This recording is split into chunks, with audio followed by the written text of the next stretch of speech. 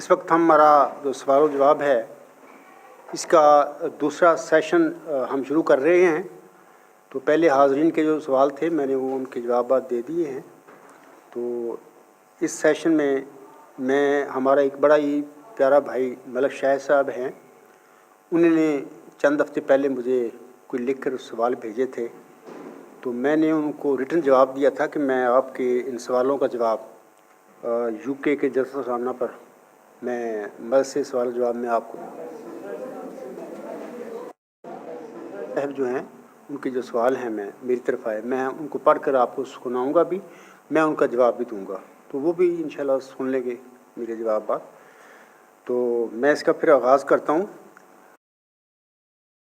मलक शाह साहब इस आजिज़ से पूछते हैं, मेरा जंबा साहब से एक सवाल है, आपका दावा ज़की ग़ुलाम के साथ नबी होने का है या मुजद्दद होने का है?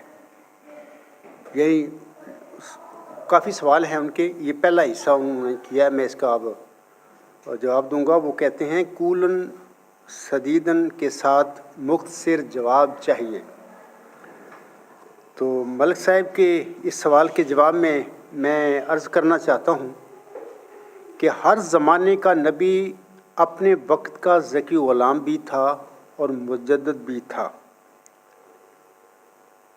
हर ज़माने के नबी को मुजद्दद तो हज़रत मिर्ज़ा ग़ुलाम साहब ने भी फरमाया है, आपकी किताबों में लिखता है। लगता है शायद हर ज़माने का नबी ज़की ग़ुलाम भी था, शायद दुनिया मेरे मुंह से पहली दफ़ा ये सुन रही है। तो ये बिल्कुल सच्ची बात है कि हर ज़माने का नबी अपने वक्त का ज़की ग़ुलाम भी था और मुजद्दद भी था। ज़की ग़ुलाम के लफ्ज़ी मानी हैं पाक और नेक होने के। हर ज़माने का नबी अपने ज़माने और अपने वक्त का इंतहाई पाक और नेक वजूद था, यानी वो अपने ज़माने का ज़की ग़ुलाम था इस लिहाज से। और जैसा कि मैंने अभी बताया है कि हर ज़माने का नबी अपने वक्त का मुजद्दद भी होता है। तो इस सिलसिले में मैं मलिक शाह साहब की खिदमत में चंद हवाले पेश कर देता हूँ, हाज़रीन भी सुने उनको। वो ये हैं कि हमारे आका हक़ मुअद्दल हज़रत मिर्ज़ा ग़ुलाम अहमद अलैहिस्सलाम तोहफ़ा गोलड़विया रूहानी ख़ज़ाइन जिल्द 17 सफ़ा 123 पर फरमाते हैं, आप अलैहिस्सलाम फरमाते हैं, और मिन जुमला दलाइल कविया कतिया के जो इस बात पर दलालत करती हैं जो मसीह मौद इसी उम्मत मुहम्मदिया में से होगा। कुरान करीम की ये आयत है, वअदल्लाहुल्लज़ीना आमनू मिनकुम व आमिलुस्सालिहाति ला यस्तख़लिफ़न्नहुम फ़िल अर्ज़ि कमा इस्तख़लफ़ल्लज़ीना मिन क़ब्लिहिम, सूरत नूर आयत नंबर 56। यानी खुदा ताला ने इन लोगों के लिए जो ईमानदार हैं और नेक काम करते हैं वादा फरमाया है जो उनको ज़मीन पर उन्हीं खलीफों की मानंद जो उनसे पहले गुज़र चुके हैं खलीफे मुकर्रर फरमाएगा। यहाँ पर दो बातें आती हैं, उन्हीं खलीफों की मानंद से मुराद है मूसवी सिलसिले के खुलफा, शुरू में इन्हीं का जिक्र हो रहा है, और फिर ये भी कि अल्लाह उनको खलीफे मुकर्रर फरमाएगा। ये नहीं कि लोग उसका इंतखाब करेंगे किसी हाल में बैठ के या मस्जिद में बैठ कर, ऐसी बात नहीं है। मूसवी सिलसिले के खुलफा की तरह, यानी पहले खुलफा की तरह अल्लाह खलीफे बनाएगा और ख़ुद अल्लाह बनाएगा। आगे हुस्न फरमाते हैं, इस आयत में पहले खलीफों से मुराद हज़रत मूसा की उम्मत में से खलीफे हैं। वही बात आ गई जो मैं अभी बयान कर रहा हूँ, जिनको खुदा ताला ने हज़रत मूसा की शरीयत को कायम करने के लिए पै दर पै भेजा था, और ख़ास कर किसी सदी को ऐसे खलीफों से जो दीन मूसवी के मुजद्दद थे खाली नहीं जाने दिया। इसका मतलब फिर हुआ कि हर नबी अपने वक्त का मुजद्दद भी होता है ना। दूसरा, मैं इसी सिलसिले में जो बेहतरीन इक़्तिबास है वो भी मैं पढ़ कर सुनाता हूँ। ये लेक्चर सियालकोट रूहानी ख़ज़ाइन जिल्द 20 सफ़ा 206 पे हक़ मुअद्दल हज़रत मिर्ज़ा ग़ुलाम अहमद साहब फरमाते हैं, بس ہمارے نبی صلی اللہ علیہ وآلہ وسلم اظہار سچائی کے لیے ایک مجدد اعظم تھے۔ جب نبی پاک صلی اللہ علیہ وسلم مجدد اعظم تھے تو پھر آپ سے پہلے جتنے بھی 1,40,000 یا جتنے بھی وہ نبی گزرے ہیں وہ سارے اپنے وقت کے نبی ہونے کے ساتھ ساتھ مجدد بھی تھے اور ذکی غلام بھی تھے۔ حضور صاحب فرماتے ہیں آگے، جو گم گشتہ سچائی کو دوبارہ دنیا میں لائے، اس فخر میں ہمارے نبی صلی اللہ علیہ وسلم کے ساتھ کوئی بھی نبی شریک نہیں کہ آپ نے تمام دنیا کو ایک تاریکی میں پایا اور پھر آپ کے ظہور سے وہ تاریکی نور سے بدل گئی۔ ان دونوں حوالوں سے یہ بات قطعی طور پر ثابت ہو جاتی ہے کہ ہر نبی جو ہوتا ہے اپنے وقت کا ذکی غلام بھی ہوتا ہے اور اپنے وقت کا مجدد بھی ہوتا ہے۔ ایک اور حوالہ میں اسی حوالے سے چاہتا ہوں پڑھ دوں، یہ بھی سود مند ہوگا لوگوں کے لیے۔ حضور علیہ السلام تجلیات الہیہ روحانی خزائن جلد 20 صفحہ 401 حاشیہ پر فرماتے ہیں، آپ علیہ السلام فرماتے ہیں نبی کے لفظ سے اس زمانہ کے لیے صرف خدا تعالیٰ کی یہ مراد ہے کہ کوئی شخص کامل طور پر شرف مکالمہ اور مخاطبہ الہیہ حاصل کرے اور تجدید دین کے لیے مامور ہو۔ یہ حکم و عدل کے الفاظ ہیں، یعنی یہ جو حضور نے فرمایا اس زمانہ کے لیے، یہاں سے مراد ہے کہ امت محمدیہ میں آسم کے بعد کی بات حضور صلی اللہ علیہ وسلم فرما رہے ہیں کہ نبی کے لفظ سے صرف خدا تعالیٰ کی یہ مراد ہے کہ کوئی شخص کامل طور پر شرف مکالمہ اور مخاطبہ الہیہ حاصل کرے اور تجدید دین کے لیے مامور ہو۔ یہ حضور صلی اللہ علیہ وسلم کی تعریف ہے امت محمدیہ میں یا آسم کی امت میں نبی کے لحاظ سے۔ آگے حضور صلی اللہ علیہ وسلم فرماتے ہیں یہ نہیں کہ کوئی دوسری شریعت لاوے، کیونکہ شریعت آن حضرت صلی اللہ علیہ وسلم پر ختم ہے اور آن حضرت صلی اللہ علیہ وسلم کے بعد کسی پر نبی کے لفظ کا اطلاق جائز نہیں جب تک اس کو امتی بھی نہ کہا جائے۔ ابھی میں نے پہلے بھی یہ بات کہی ہے کہ جائز نہیں ہے کسی انسان کو یہ کہہ دینا کہ تو نبی ہے یا فلاں نبی ہے، نہیں، آسم کے بعد اب صرف اور صرف امتی نبی ہوگا، جس کو اللہ تعالیٰ یہ انعام بخشے گا وہی، خود بننے والا تو ہے ہی نہیں، وہ تو جھوٹا ہوگا، جس کو اللہ بنائے گا وہ بھی امتی نبی ہوگا۔ میں بعض کو اپنی تحریروں میں غلام نبی بھی لکھ دیا کرتا ہوں کہ غلام نبی ہوگا، یعنی آسم کا غلام ہوگا، تو ایک ہی معنی ہے امتی نبی غلام نبی۔ جس کی آگے حسن فرماتے ہیں آسم کے بعد کسی پر نبی کے لفظ کا اطلاق جائز نہیں جب تک اس کو امتی بھی نہ کہا جائے، جس کے یہ معنی ہے کہ ہر ایک انعام اس نے آن حضرت صلی اللہ علیہ وسلم کی پیروی سے پایا ہے، نہ براہ راست۔ تو اس لحاظ سے امت محمدیہ میں یہ جو حضور صلی اللہ علیہ وسلم نے فرمایا ہے کہ حضور علیہ السلام سے پہلے جتنے بھی مجددین ہو گزرے ہیں امت میں، سارے ایک لحاظ سے امت نبی تھے۔ کسی نے اس بات کا اپنی تحریروں میں ذکر کیا ہے یا نہیں کیا ہے، لیکن حضور صاحب نے یہ جو حکم و عدل یہ جو فرمایا ہے یہ اس بات کی تصدیق کرتا ہے کہ وہ سارے ایک لحاظ سے امت نبی تھے، غلام نبی تھے۔ تو بہرحال آسم نے جو حدیث فرمائی ہے اس میں تو یہی فرمایا ہے کہ اللہ تعالیٰ نے مجھ سے وعدہ فرمایا ہے کہ میں دین اسلام میں جو بھی جس صدی میں جو خرابیاں پیدا ہوں گی، بدعات پیدا ہوں گی، ان کی تجدید کے لیے، ان کی اصلاح کے لیے صدی کے سر پر امت محمدیہ میں سے کسی انسان کو میں مامور فرماتا رہوں گا۔ تو اللہ مامور فرماتا ہے، جس کو اللہ مامور فرمائے تو ڈیفینیٹلی کو وہ لوگوں کا بنایا ہوا خلیفہ نہیں ہوتا، اس کو اللہ کھڑا کرتا ہے، رول کو اس کے ساتھ کرتا ہے، کھڑا کرتا ہے۔ تو اس لحاظ سے امت محمدیہ کے سارے مجددین جو تھے وہ ایک لحاظ سے نہ صرف مجدد تھے بلکہ وہ اپنے اپنے وقت کے ذکی غلام بھی تھے۔ اچھا، اب آتا ہوں میں شاہد صاحب کے سوال کی طرف۔ وہ فرماتے ہیں آپ کا دعویٰ ذکی غلام کے ساتھ نبی ہونے کا ہے یا مجدد ہونے کا ہے؟ تو میں اسی سے میں عرض کروں گا کہ خاکسار کی تقریر یہ جو 3 اگست 2018 ہے، پچھلے سال جرمنی کا جو جلسہ سالانہ تھا اس کی غالباً آخری تقریر ہے، عبدالغفار جنبہ کے دعوی۔ تو یہ وہاں پر بڑی تفصیل کے ساتھ میں نے اس سوال پر روشنی ڈالی ہوئی ہے، لیکن ابھی جو میں نے باتیں کی ہیں، کچھ حوالے پیش کیے ہیں، وہ اس بات کے لیے بھی یہی کافی ہیں کہ یہ عاجز نہ صرف ذکی غلام ہے بلکہ اس وقت کا امتی نبی بھی ہے اور موعود مجدد بھی ہے۔ اور یہ چلہ ہوشیارپور میں جو اللہ تعالیٰ نے محمدی مریم کی تضرعات کو سن کر، ان کی دعائیں سن کر، جو ان کی سوالات کے دعاؤں کے جواب میں جو انہیں رحمت کا نشان بخشا تھا، اسی رحمت کا نشان، اسی ذکی غلام کی جو خبر تھی، اس کا اس عاجز کو اللہ نے مصداق بنایا ہے۔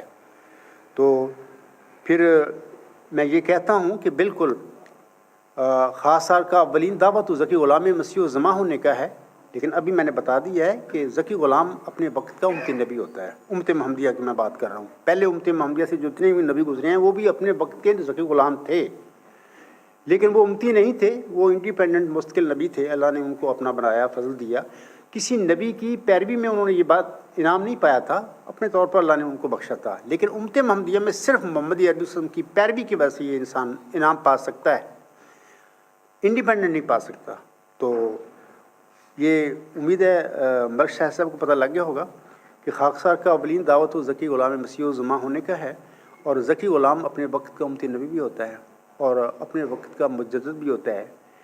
خاکسار نہ صرف اپنے وقت کا مجدد ہے بلکہ موعود مجدد کہہ لیں، کیونکہ مرزا غلام صاحب کو جس ذکی غلام کی بشارت ملی تھی، حضرت بانی جماعت علیہ السلام نے اسے مسلح موعود فرمایا ہے۔ مسلح موعود مینس کہ مجدد موعود، یعنی ایک ایسا مجدد، ایسا مسلح جس کا اللہ نے محمدی مریم سے وعدہ فرمایا، بشارت دی اس کو کہ یہ میں آپ کو بشارت دے رہا ہوں اس کی، تو وہ موعود مجدد ہے۔ تو امید ہے ملک صاحب کو ان کا مل گیا ہوگا جواب۔ آگے ملک صاحب کا سوال ہے،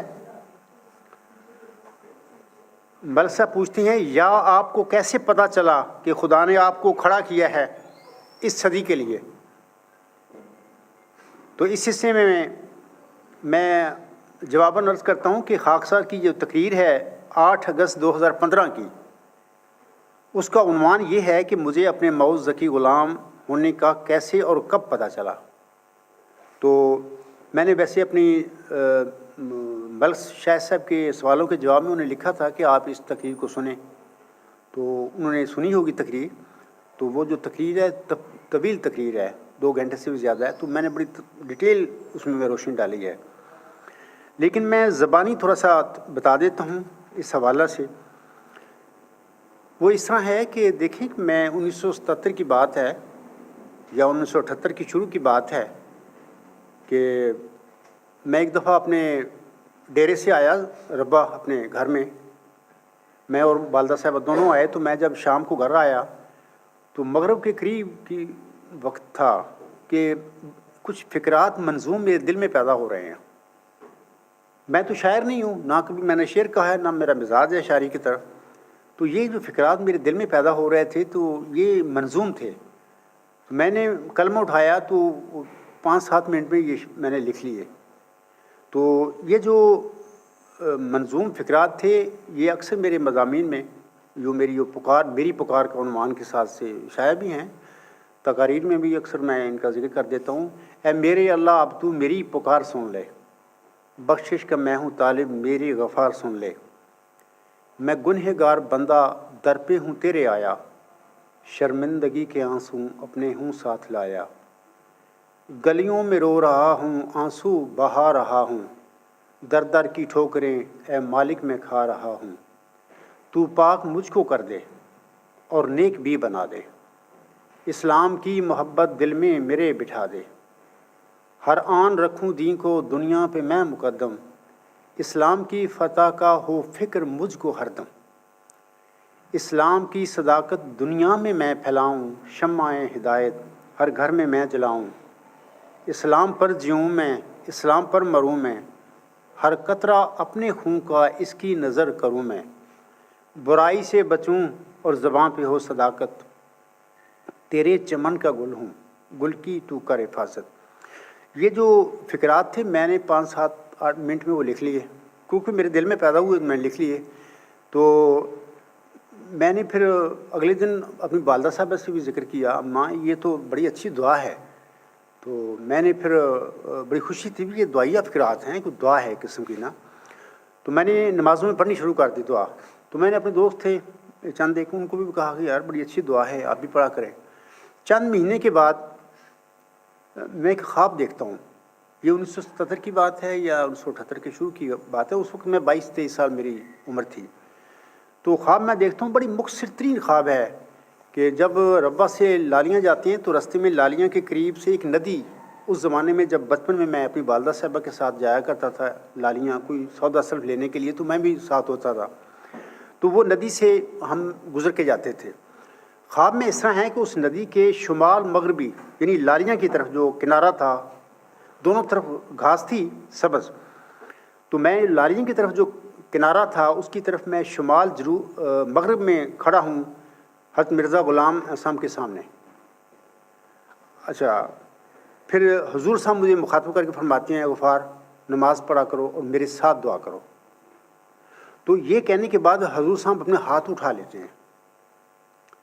تو میں بھی ساتھ اٹھا لیتا ہوں ہاتھ، کیونکہ انہوں نے مجھے فرمایا تھا میرے ساتھ دعا کرو. تو اس وقت حضور السلام نے بھی دعا کرنی شروع کر دی، تو میں نے بھی شروع کر دی. تو میں اس وقت نا یہ میری پکار جو ہے جو چند مہینے پہلے میرے دل میں پیدا ہوئی تو میں نے وہ لکھ لی. تو میں اس خواب میں یہ دعا جو ہے میری پکار میں مانگ رہا ہوں. تو وہ مانگتے مانگتے میری آنکھ کھل گئی. اچھا، اگلے دن جب اٹھا خواب دیکھی تو بڑی خوشی ہوئی بھی میں نے یہ خواب دیکھی ہے.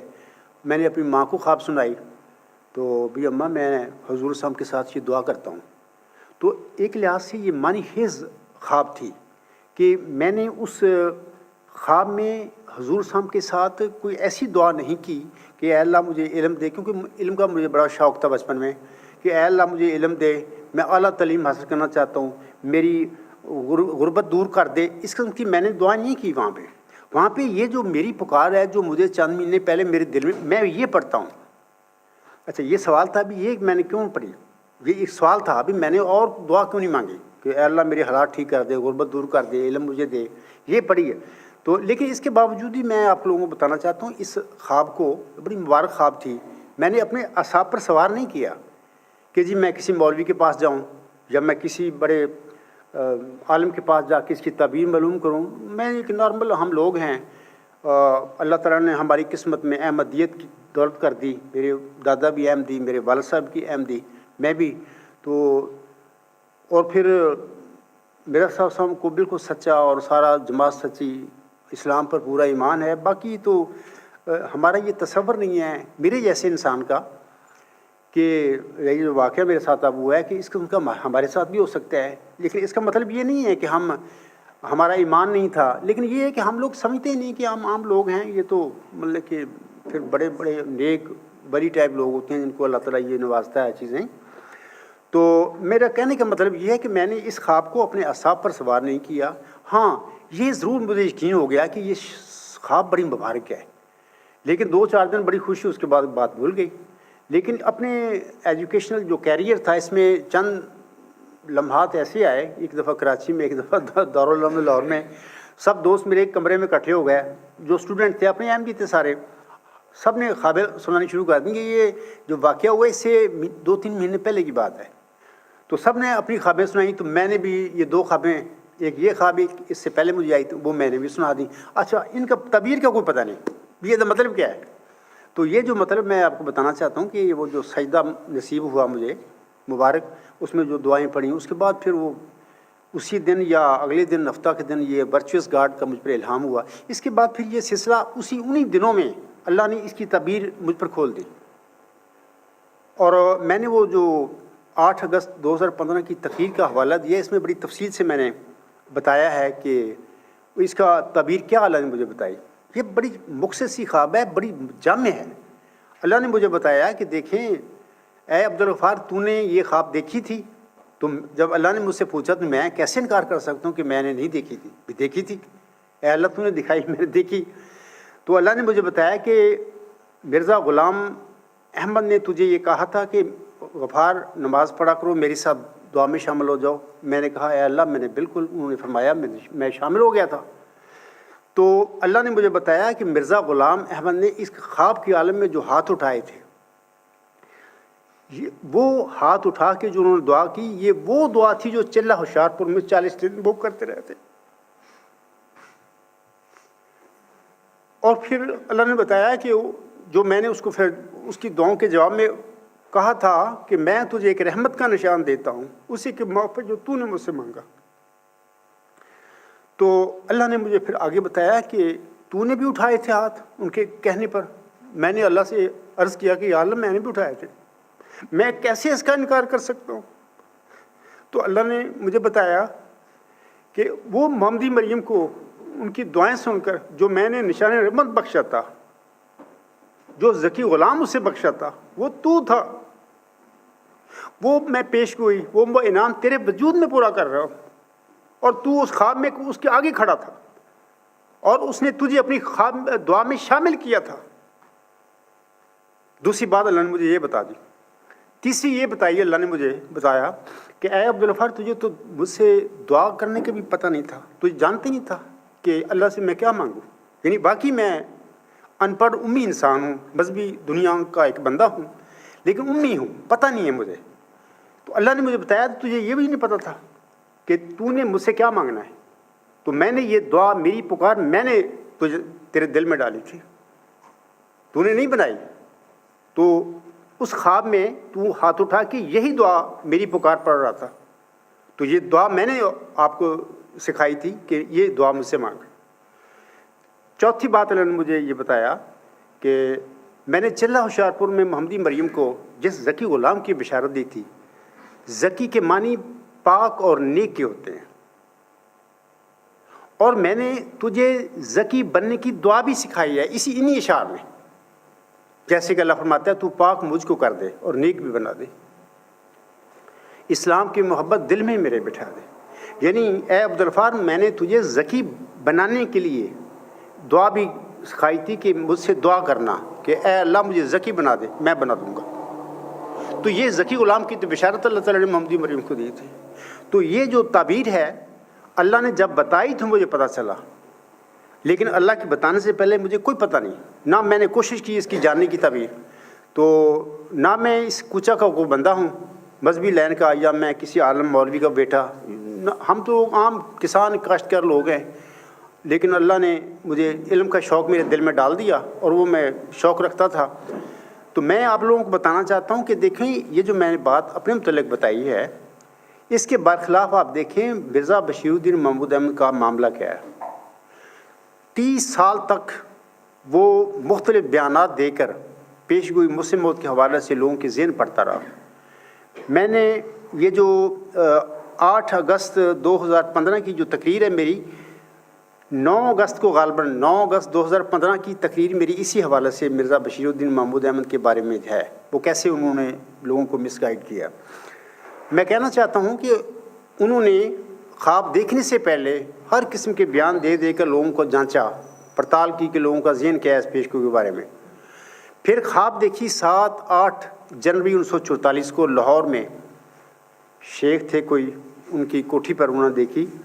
اور پھر اس کے بعد جاتے ہی اسی مہینے 28 جنوری 1944 کو انہوں نے حلفاً دعویٰ مسلمت کا اعلان کر دیا. اب میرے پہ غور کریں کہ ایک بندہ خواب دیکھتا ہے, اتنی مختصر خواب اور اتنی جامع خواب, 6 سال تک اس کو پتہ ہی نہیں, اس کی تعبیر کا نہیں پتہ. یہ ہوتی ہیں سچی خوابوں کی کمال, اور یہ ہوتے ہیں سچی خوابیں دیکھنے والے. ان پر خوابیں ان کے اعصاب پر سوار نہیں ہو کرتے, کہ نہ ان کو ہرس ہوتی ہے, نہ کوئی لالچ ہوتے ہیں, اللہ ان کو دیتا ہے ایسے لوگوں کو. تو مرزا بشیر الدین محمود 7-8 جنوری 1944 کو خواب دیکھتے ہیں, 28 جنوری کو قادیان میں خطبہ جمعہ میں اعلان کر دیتے ہیں الفن اپنے مسلم عہد ہونے کا.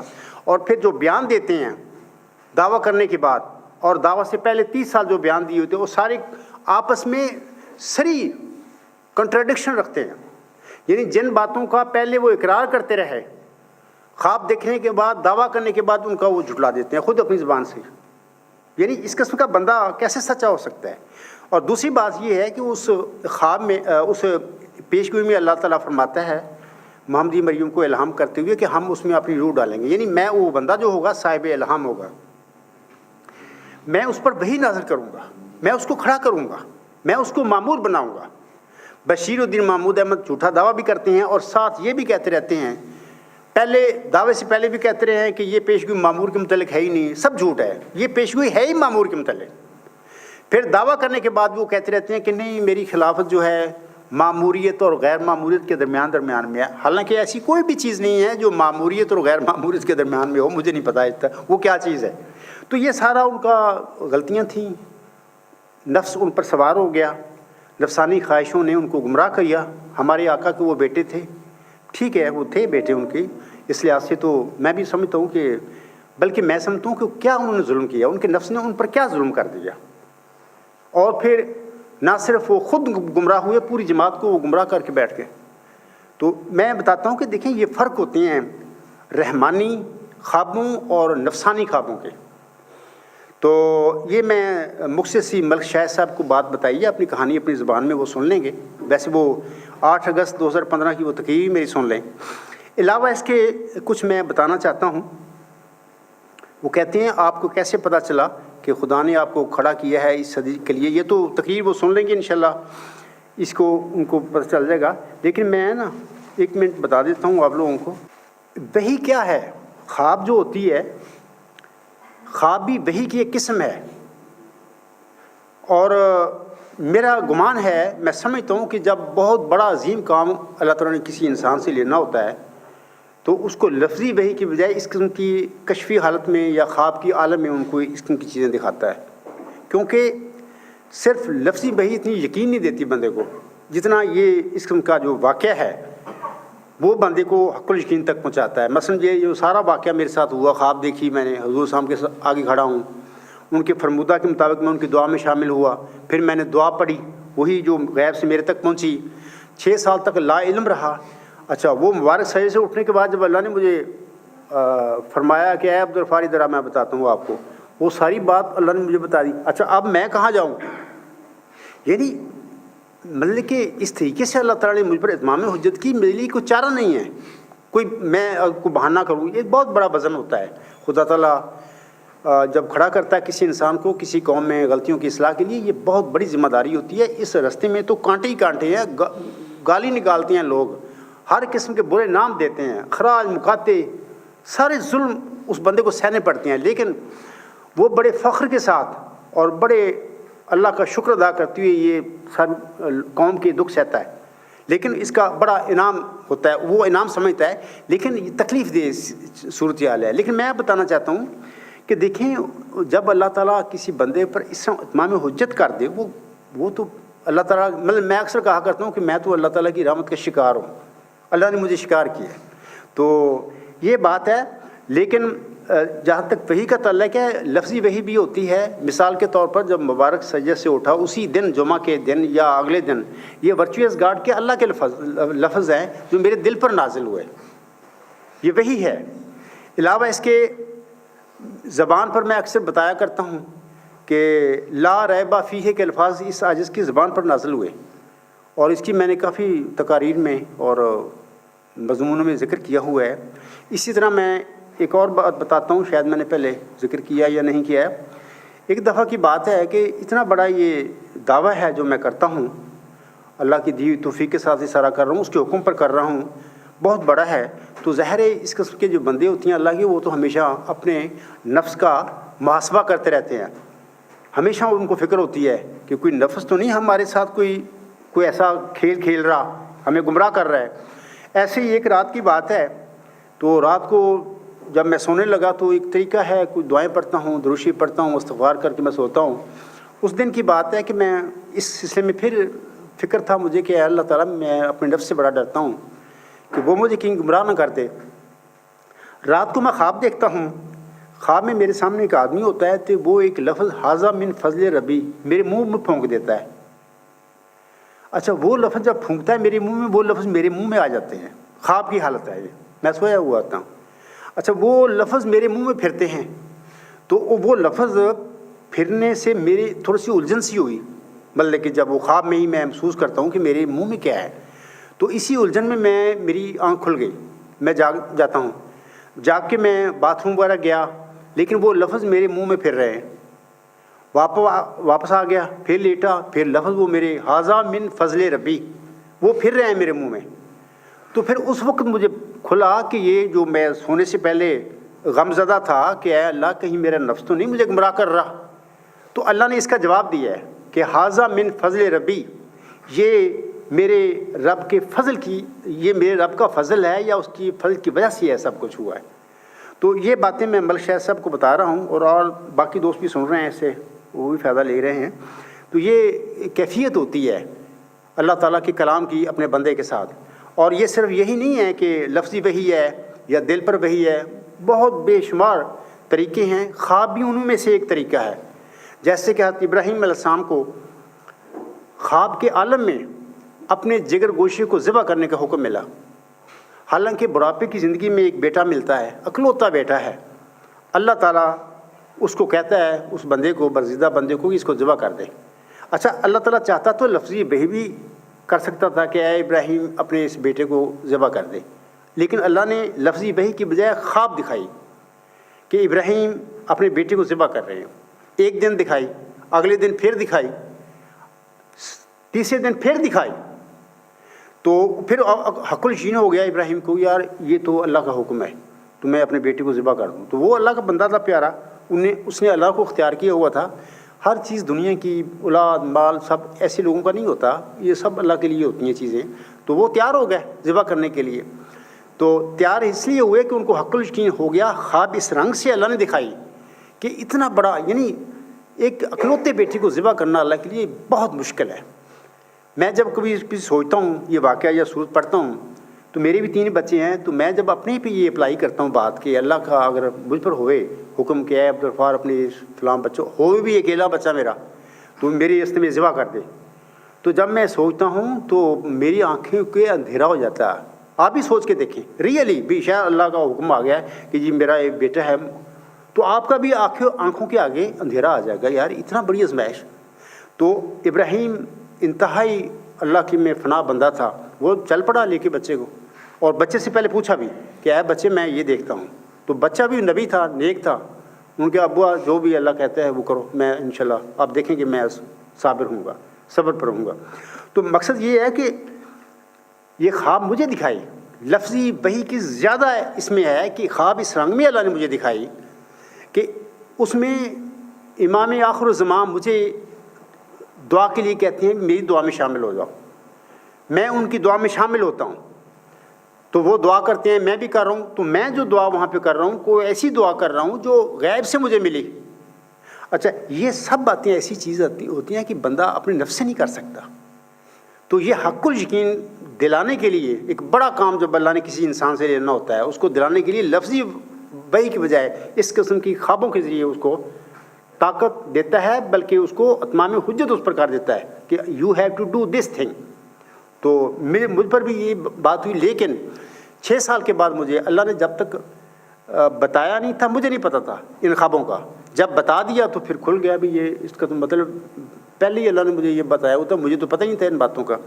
تو یہ باتیں میں چند بتائی ہیں اپنا ملک شاہ صاحب کو۔ آگے وہ لکھتے ہیں، کیا آپ کو وحی آئی، الہام ہوا؟ تو اس کا جواب ابھی میں ملک صاحب کو دے چکا ہوں، باقی سامنے بھی سن رہے ہیں۔ تو خاص کر وہ تقریر جو ہے 8 اگست 2015 کی، وہ باہر جن لوگوں نے پہلے سنی یہ دوبارہ سن لیں اس کو، تو جنہوں نے نہیں سنی وہ ابھی سن لیں ان کو۔ تو میں نے پوری تفصیل، ابھی تو میں نے تھوڑا سا اجمالی رنگ میں بتایا ہے، وہاں پہ اس تقریر میں بڑی تفصیل کے ساتھ میں نے بتایا ہوا ہے۔ علاوہ اس کے میں بتانا چاہتا ہوں کہ امام الزمان جو ہوتا ہے یا مجدد وقت یا مجدد صدی کو الہام سے زیادہ علم کی ضرورت ہوتی ہے، یہ بھی یاد رکھیں، اور اسے علم میں ہی کمال بخشا جاتا ہے۔ باقی جہاں تک الہاموں کا تعلق ہے، میں بتا دیتا ہوں کہ دیکھیں کوئی الہام جو ہوتی ہیں نا، یہ حجت نہیں ہوتے۔ میرے الہام کسی کے لیے کیا حجت ہو سکتے ہیں؟ مجھے ہوئے، مجھے یقین دے دیا اللہ نے، ہم کسی کو کیا پتا واقعی ہوئے یا نہیں ہوئے۔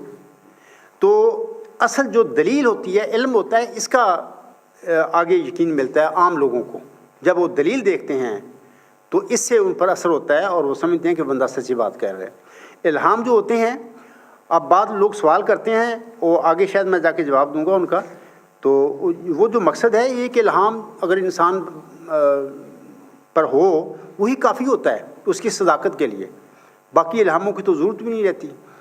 تو لیکن اس لحاظ سے کہ جیسے ابھی میں نے کہا ہے کہ مجدد وقت کو یا امام الزمان کو الہام کی بجائے علم کی ضرورت ہوتی ہے۔ تو اسی سے میں حضور صاحب حضرت مرزا غلام صاحب فرماتے ہیں، یہ حوالہ جو ہے ضرورت الامام روحانی خزین جلد 13 صفحہ 480 پر ہے۔ حضور صاحب فرماتے ہیں، سو امام الزمان کو مخالفوں اور عام سائلوں کے مقابل پر اس قدر الہام کی ضرورت نہیں جس قدر علمی قوت کی ضرورت ہے، کیونکہ شریعت پر ہر قسم کے اعتراض کرنے والے ہوتے ہیں، طبابت کی روح سے بھی، حیات کی روح سے بھی، طبعی کی روح سے بھی، جغرافیہ کی روح سے بھی، اور کتب مسلمہ اسلام کی روح سے بھی، اور عقلی بنا پر بھی، اور امام الزمان حامی بیضہ اسلام کہلاتا ہے، اور اس باغ کا خدا تعالیٰ کی طرف باغبان ٹھہرایا جاتا ہے، اور اس پر فرض ہوتا ہے کہ ہر ایک اعتراض کو دور کرے اور ہر ایک مترس کا منہ بند کر دے۔ اور صرف یہ نہیں بلکہ یہ بھی اس کا فرض ہوتا ہے کہ نہ صرف اعتراضات دور کرے بلکہ اسلام کی خوبی اور خوبصورتی بھی دنیا پر ظاہر کر دے۔ میں ملک شاہ سے بھی کہوں گا بھی اگر مثال کے طور پر اتنے الہام مجھ پر نازل کرتا اللہ تعالیٰ کہ اتنی کتاب ہوتی میں لے کے پھر رہا ہوتا، یہ علم جو اللہ نے مجھے دیا ہے یہ نہ ہوتا تو میں کیا کرتا؟ میں لوگوں کو الہام دکھاتا، لوگ کہتے ہیں کہ ہم تیرے الہاموں کو ہم کیا کریں، یہ الہام تیرے یہاں پتہ نہیں ہے بھی کہ نہیں، اپنے پاس سے تو نے بنائے ہوئے ہیں۔ دیکھیں علم ہوتا ہے اصل، جو اصل چیز ہوتی ہے نا یقین دلاتی ہے وہ علم ہوتا ہے، دلیل ہوتی ہے۔ تو اگر مجھ پر بہت سارے الہام ہوتے ہیں یہ علم نہ اللہ دیتا میں تو کچھ بھی نہیں، میں کیا کر سکتا، میں کیسے ہی کسی کو لوگ کو بتاتا یقین دلاتا کہ میں اپنے دعوے میں سچا ہوں۔ تو اس لحاظ سے مرزا غلام صاحب نے یہ جو فرمایا ہے امام الزمان کو مخالفوں اور عام ساحلوں کے مقابل پر اس قدر الہام کی ضرورت نہیں ہوتی جس قدر علمی قوت کی ضرورت ہوتی ہے، یہی بات سچ ہے۔ اللہ تعالیٰ اپنے بندے کو علمی قوت دیتا ہے، دلائل دیتا ہے۔ اور پھر یہ بھی بات یاد رکھیں کہ امت محمدیہ میں ہر صدی پر جو مجدد آتا ہے نا وہ سارے دین اسلام کی وہ تجدید نہیں شروع کر دیتا کہ وہ سارا اسلام میں وہ تجدید کرتا ہے، ایسی بات نہیں ہوتی۔ وہ یہ ہوتا ہے کہ دین اسلام میں جس شعبہ میں لوگ اپنی نفسانی خواہشیں ڈال دیتی ہیں یا بدعتیں ڈال دیتی ہیں یا خرابی پیدا کر دیتی ہیں، اس حصے کو وہ صاف کرتا ہے، وہ ٹھیک کرتا ہے۔ تو جیسا کہ حضور صاحب کا ایک حوالہ ہے میں وہ پڑھتا ہوں، یہ حوالہ ملفوظات جلد 4 صفحہ 2 ہے، یہ غالباً اولڈ ایڈیشن ہے۔ آپ علیہ السلام فرماتے ہیں یہ بات مسلمانوں میں ہر شخص جانتا ہے اور غالباً کسی کو بھی اس سے بے خبری نہ ہو گئی کہ رسول اللہ صلی اللہ علیہ وسلم نے فرمایا ہے کہ اللہ تعالیٰ ہر صدی کے ساتھ پر ایک مجدد کو بھیجتا ہے جو دین کے اس حصہ کو تازہ کرتا ہے جس پر کوئی آفت آئی ہوئی ہوتی ہے۔ سارے دین کو نہیں وہ شروع کر دیتا ہے تجدید کرنا، نہ پورے دین پر کوئی آفت آئی ہوتی ہے، کسی نہ کسی شعبے میں ہوتا ہے یہ مسئلہ۔ تو یہ سلسلہ مجددوں کے بھیجنے کا حضور صاحب فرماتے ہیں اللہ تعالیٰ کی اس وعدہ کے موافق ہے جو اس نے انا نحن نزلنا الذکر و انا لہ لحافظون میں فرمایا ہے۔ اچھا ایک اور بات سن لیجئے کہ یہ بھی حضور صاحب نے فرمایا ہے، یہ شہادت القرآن آپ کی کتاب ہے، روحانی خزین جلد 6 صفحہ 342 پر آپ علیہ السلام فرماتے ہیں یہ بھی یاد رہے کہ ہر ایک زمانہ کے لیے اتمام حجت بھی مختلف رنگوں سے ہوا کرتا ہے، اور مجدد وقت ان قوتوں اور ملکوں اور کمالات کے ساتھ آتا ہے جو موجودہ مفاسد کا اصلاح پانا ان کمالات پر موقوف ہوتا ہے۔ سو ہمیشہ خدا تعالیٰ اس طرح کرتا رہے گا جب تک کہ اس کو منظور ہے کہ آثار رشد اور اصلاح دنیا میں باقی رہیں۔ 15ویں صدی ہجری کے مجدد کو سامعین کرام الہاموں کی بجائے علم کی ضرورت تھی، اور اللہ تعالیٰ نے اس عاجز کو ظاہری و باطنی علم سے پر کر دیا، اور وہ مجھے دیا ہے، اور جو میں لوگوں کے آگے اپنے بات کرتا ہوں، اپنے دعوے کر رکھتا ہوں، یا جو غلطیاں احمدیت میں ڈالی گئی ہیں، اسلام میں ڈالی گئی ہیں، ان کا جو میں دفاع کر رہا ہوں، اس کا پوسٹ مارٹم کرتا پھر رہا ہوں، تو یہ سارا علم کی وجہ سے ہو رہا ہے۔ الہام کی لگتا ہے مجھے 100 سال پہلے زیادہ ضرورت تھی میرے آقا کے وقت میں، حضرت مرزا غلام صاحب کے زمانے میں۔ اس زمانے میں لوگ الہام کا دروازہ بند کر بیٹھے تھے، کہتے یہ الہام نہیں، اب بس وہ قرآن کی وہی بس کافی ہے، الہام بند ہو گیا، وہی بند ہو گئی ہے۔ تو مرزا غلام صاحب پر پھر اللہ نے وحی اتاری اس ثبوت اور دلیل کے طور پر کہ لوگوں کو بتا کہ اب بھی وحی جاری ہے، الہام ہوتا ہے، جیسے کہ آپ فرماتے ہیں وہ خدا اب بھی بناتا ہے جسے چاہے کلیم، اب بھی اس سے بولتا ہے جس سے وہ کرتا ہے پیار۔ تو یہ جو پرابلم ہے مرزا غلام صاحب کے زمانے میں تھے، وہ یہ کر کے چلے گئے، ان پر الہامی کلام بھی بڑا کثرت سے نازل ہوا۔ تو اب میرے دور میں الہام کا مسئلہ نہیں ہے، وحی کا مسئلہ نہیں ہے، اب میرے زمانے میں یہ جو اور قسم کے فطور پیدا ہو گئے، جماعتی احمدیہ قبرستان دیکھیں یہ کیا کر کے بیٹھ گئے ہیں۔ یہ مرزا غلام صاحب کی جو تحریریں ان میں بھی قطر و بیامنت کر رہے ہیں، ان کے معنی کچھ سے کچھ کرتے پھر رہے ہیں، خلافت کا ڈرامہ بنا کے بیٹھ گیا، لوگوں کو غلام بنا لیا، اسیر بنا لیے۔ 100 سال میں نام صرف رہ گیا احمدیت کا، باقی کچھ بھی نہیں رہا، باقی سارا عدل بدل دیا۔ تو یہ چیزیں تھیں، اور اس زمانے میں علم کی بھی ضرورت تھی، جس کا میں ابھی ذکر نہیں کروں گا، کیونکہ آئندہ زمانے میں انشاءاللہ تعالیٰ وہ باتیں اللہ تعالیٰ میرے ذریعے وہ کرے گا، کیونکہ دنیا کو اس وقت اسلام اگر فتح کر سکتا ہے تو وہ علم کا صرف ہتھیار ہے، علم کے ذریعے فتح کرے گا۔ تو اللہ تعالیٰ نے 15ویں صدی ہجری کے جو موعود مجدد ہے یا ذکی غلام ہے، اس کو اللہ تعالیٰ نے وہ علم کا ہتھیار دیا ہے۔ تو انشاءاللہ تعالیٰ آپ سب دیکھیں گے اس علم کے ہتھیار کو چلتے ہوئے بھی اور فتح پاتے ہوئے بھی دیکھیں گے۔ تو مجھے امید ہے کہ ملک صاحب کو پتہ چل گیا ہوگا۔ اب آگے ملک صاحب کرتے ہیں سوال، کیا آپ اس بات کو تسلیم کریں گے کہ خدا نے آپ کو کہا ہے کہ آپ اس صدی کے امام ہیں؟ ملک صاحب، خاکسار اس صدی یعنی 15ویں صدی ہجری کا موعود ذکی غلام مسیح الزمان یا مجھ سے موعود ہوتے ہوئے نہ صرف مجدد صدی ہے بلکہ اس صدی ہجری کا موعود مجدد ہے۔ یہ سن لیں آپ باتیں۔ اور علاوہ اس کے میں آپ کو کہتا ہوں کہ میں نے پہلے بھی اپنے خطابات میں، تقریروں میں، مضامین میں لکھا ہے یا بلکہ حلف اٹھایا، آج بھی اٹھاتا ہوں، میں اس خدا کی قسم کھاتا ہوں جس کے قبضہ میں میری جان ہے کہ اللہ تعالیٰ نے اس صدی 15ویں صدی ہجری کا مجدد ساز کو بنایا ہے۔ میں ہی وہ موعود ذکی غلام مسیح الزمان ہوں جس کا اللہ تعالیٰ نے محمدی مریم کو چلہ ہوشیار پور میں وعدہ بخشا تھا، اور اگر میں جھوٹ بولتا ہوں تو اللہ تعالیٰ جانتا ہے اس بات کو، اور اللہ تعالیٰ کبھی بھی مجھے نہیں چھوڑے گا، لیکن میں صادق ہوں۔ اور بس دسمبر 1983 سے یہ جو الہامات ہیں میں اپنے پیش کر رہا ہوں لوگوں کے آگے، اور اس کو ایک زمانہ گزر گیا ہے، تو اور میرے آگے میرے مخالفین بھاگتے پھر رہے ہیں، جن کو لوگ کہتے ہیں کہ خدا کے بنائے ہوئے خلیفے، وہ اس عاجز کے آگے بھاگتے پھر رہے ہیں۔ کیوں بھاگ رہے ہیں وہ؟ اگر میں نعوذ باللہ جھوٹا ہوں، یہ جھوٹے حلف ہیں میرے، وہ کیوں بھاگ رہے ہیں؟ تو میرے خیال میں اس حلف کے بعد تو کسی کو شک نہیں ہونا چاہیے اس عاجز کے دعویٰ میں۔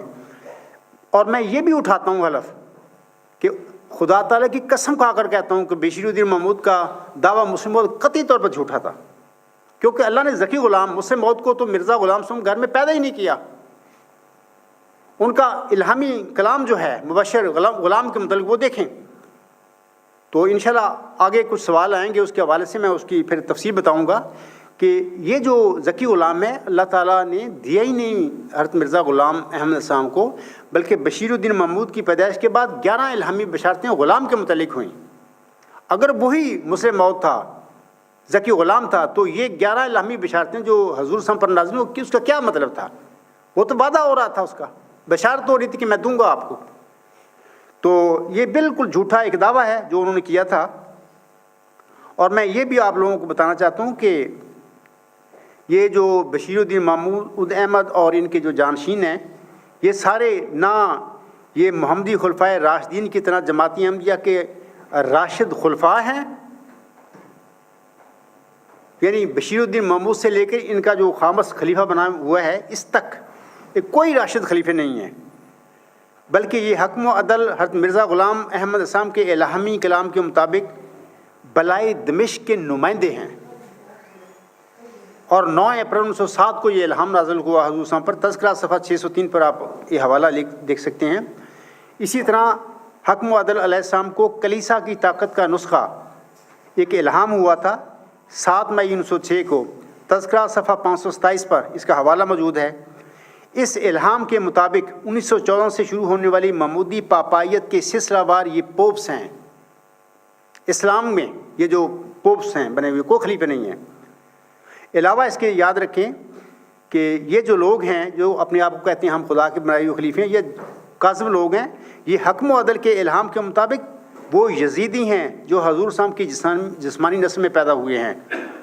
حضور صاحب فرماتے ہیں قادیان کی نسبت مجھے یہ الہام ہوا کہ اخرجا منہ الیزیدیون، یعنی اس میں یزیدی لوگ پیدا کیے گئے ہیں. روحانی خزین جلد 3 صفحہ 138 حاشیہ تذکرہ صفحہ 141. دیکھیں یہ مرزا غلام صاحب کے الہام ہے، میرے نہیں ہیں. یہ جو کہتے ہیں ہم خدا کے بنائے ہوئے خلیفے ہیں، ان کے جو پردادا تھے ان کے یہ الہام ہے. یہ قادیان میں کون پیدا ہونے والے یہ یزیدی لوگ ہیں؟ یہ وہی لے گئے ہیں کہ جو حضرت مرزا غلام صاحب کے والد صاحب غلام مرتضیٰ صاحب کی وہ جو جسمانی نسل کے یہ نمائندے سلسلے ہیں لوگ، یہی یزیدی لوگ ہیں، دنیا دار لوگ ہیں. تو میں اس حوالہ سے ایک حوالہ آپ لوگوں کے آگے پڑھ کر سنانا چاہتا ہوں. یہ حوالہ بھی حضرت مرزا غلام احمد صاحب کا ہے، اور اس حوالے کو آپ سب غور سے سنیں. سامعین کرام، دنیا داری کی اسی بیماری یعنی مرزائیت کے حوالہ سے ہی حضرت مرزا صاحب السلام اپنی کتاب ضمیمہ انجام ماتم میں عربی اور فارسی کے صفحات 223 224 پر فرماتے ہیں. یہ ترجمہ ان کا ہی کیا ہوا. آپ علیہ السلام فرماتے ہیں رب نے مجھے خبر دی ہے کہ میرا کنبہ ایک دفعہ پھر فساد کی طرف لوٹ جائے گا. کنبہ مینس کی میری فیملی، اور وہ خباثت اور اناد میں بڑھ جائے گا. پس اس دن رب العباد اپنا فیصلہ جو اس نے مقدر کیا ہے اس کو صادر فرمائے گا. اس کی عطا کو کوئی روک نہیں سکتا، اور میں دیکھتا ہوں کہ وہ اپنی پہلی خصلتوں کی طرف مائل ہو گئے ہیں، اور ان کے دل سخت ہو گئے ہیں جیسے جاہلوں کی عادت ہے. انہوں نے خوف خدا کے ایام کو فراموش کر دیا، اور وہ تکذیب اور زیادتی میں بڑھ گئے. اللہ اس وقت اپنا امر نازل کرے گا. امر نازل کرے گا سے مراد یہ اللہ نے مجھے جو فہم دیا یہی ہے کہ وہ جو وعدہ جب اللہ نے چلہ و شارپور میں اس نشان رحمت کا کیا تھا، یہ امر کہ وہ فرما رہے ہیں. پس اللہ اس وقت اپنا امر نازل کرے گا جب وہ دیکھے گا کہ وہ غلو میں بڑھ گئے، اور اللہ ایسا نہیں کہ وہ کسی قوم کو عذاب دے جب کہ وہ اس سے ڈرنے والی ہو. تو میرے خیال میں خود میرا ساس نے فرما دیا کہ میرے بعد میرے کنبے نے کیا کرنا ہے، تو وہ سارا کچھ ہو گیا، انہوں نے وہ کر بیٹھے ہیں. اور یہ اس لیے ہوا کہ دیکھیں حضرت ابراہیم علیہ السلام ابو الانبیاء کا لقب انہوں نے دیا ہوا ہے کہ نبیوں کے باپ تھے. اتنے آزمائشوں سے میں پورے اترے، اللہ نے اس کی نسل میں پھر سینکڑوں نبیوں کی لین لگا دی. اس کے باوجود دیکھیں اس کے پرپوتے ظالم بن گئے.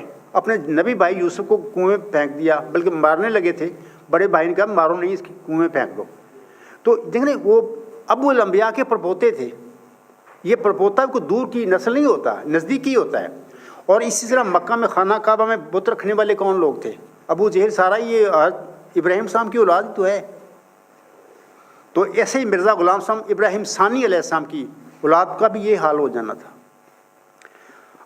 آگے لکھتے ہیں شاہ صاحب، کیا آپ کے تمام دعوی جو آپ نے کیے وہ کسی خیال یا خواب پر مبنی ہیں یا کوئی وحی اور الہام ان کا ذریعہ ہیں؟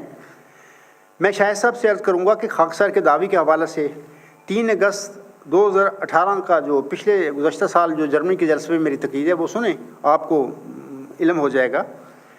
خاکسار نے مذکورہ تقریر میں اپنے تمام دعوی کے متعلق تفسیر کی ہوئی ہے اور ان کے دلائل بتائے ہیں. دوسری بات یہ کہ سچا خواب بھی وحی و الہام کی ایک قسم ہوتا ہے، اور خاکسار کے تمام دعوی کی بنیاد خواب، الہام اور وحی ہی ہیں. میں ایک اور بات بتانا چاہتا ہوں کہ اگر کوئی لوگ اس عاجز سے متعلق یا کسی بھی مدعی سے الہاموں کا پوچھتے ہیں تو ان کا بات کا یہ مطلب بھی ہوتا ہے کہ یہ اگر جھوٹے الہام بنا رہا ہوگا تو ہمیں بتائے گا تو اللہ اس کو پکڑ لے گا. تو اس حوالے سے میں آپ سے کہوں گا کہ دیکھیں اس حوالے سے بھی ایک الہام ہی کافی ہوتا ہے.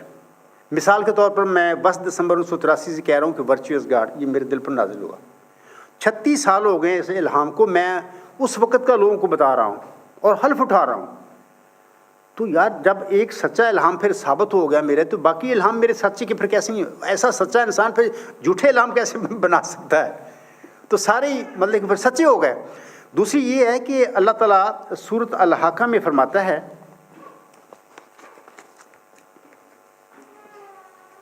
اللہ فرماتا ہے وَلَوْ تَقَوَّلَ عَلَيْنَا بَعْضَ الْأَقَاوِيلِ لَأَخَذْنَا مِنْهُ بِالْيَمِينِ ثُمَّ لَقَطَعْنَا مِنْهُ الْوَتِينَ فَمَا مِنْكُمْ مِنْ أَحَدٍ عَنْهُ حَاجِزِينَ۔ یہ سورۃ الحاقہ آیت نمبر 45 تا 48 ہیں۔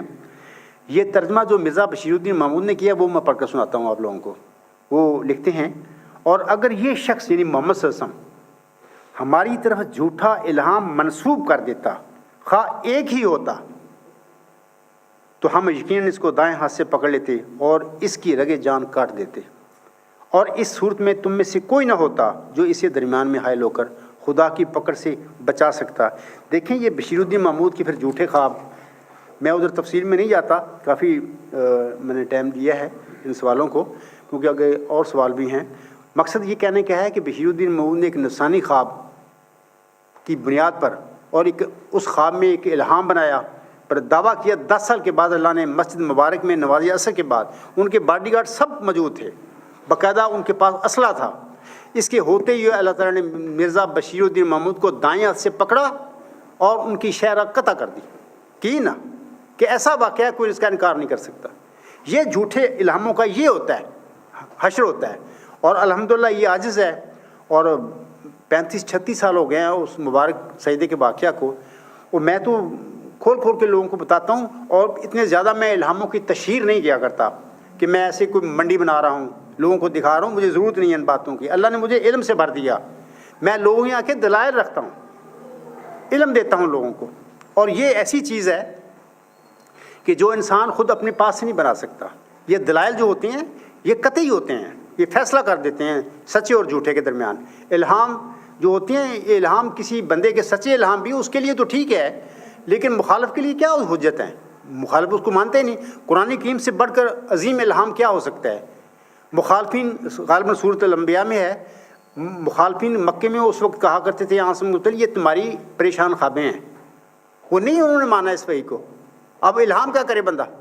تو علم جو ہوتا ہے، دلائل جو ہوتے ہیں وہی اصل میں ہوتے ہیں، ان کی ویلیو ہوتی ہے۔ الہاموں کی تو پھر بندے کے لیے ویلیو ہے، لیکن مخالفین کے لیے کچھ نہیں ہوتی۔ آگے پھر لکھتے ہیں ملک شاہد صاحب، وہ کہتے ہیں اگر وحی اور الہام سے ہیں تو کیا یہ سلسلہ ابھی جاری ہے یا ختم ہو گیا ہے؟ تو میں ملک صاحب سے عرض کرتا ہوں بڑے ادب کے ساتھ کہ وحی و الہام کا یہ سلسلہ خاکسار کے ساتھ جاری و ساری ہے، اور انشاءاللہ تعالیٰ خاکسار کی آخری سانس تک جاری رہے گا۔ یہ بات یاد رکھیں، ایک علمی بات ہے کہ جب اللہ تعالیٰ کسی انسان پر روح القدس نازل کر دیتا ہے تو وہ روح القدس جو ہوتا ہے اس کی آخری سانس تک اس کا ساتھ نہیں چھوڑتا، اس کے ساتھ رہتا ہے۔ تو میرے ساتھ بھی ہے جو روح القدس مجھ پر نازل ہو گیا، اور یہی وحی اور الہام ہوتا ہے۔ مبارک سجدہ سے آج تک میرا کوئی ایسا دن نہیں گزرا جس دن اللہ تعالیٰ نے خاکسار کو تسلی نہ دی ہو اور خاکسار کی رہنمائی نہ کی ہو۔ اگر اللہ نہ رہنمائی کرے، تسلی نہ دے، یہ تو ایسا تکلیف دہ سفر ہے، اس میں تو ایک دن بھی نہیں چل سکتا بندہ اللہ کی مدد کے بغیر، اس کی تسلی کے بغیر۔ تو مجھے امید ہے کہ ملک شاہ صاحب کو ان کے سوالوں کے جواب مل گئے ہوں گے، تو بہر اللہ تعالیٰ ان کو سمجھنے کی توفیق دے ہیں اور ان کو فائدہ اٹھانے کی بھی توفیق دے، اور سامعین جو ہیں میرے ان جوابوں کو جب سنیں گے اللہ تعالیٰ ان کو بھی فائدہ دے۔ تو میں سمجھتا ہوں کہ ملک شاہ صاحب کے سوال اب ختم ہو گئے ہیں، تو تھوڑا سا ریسٹ کر لیا جائے۔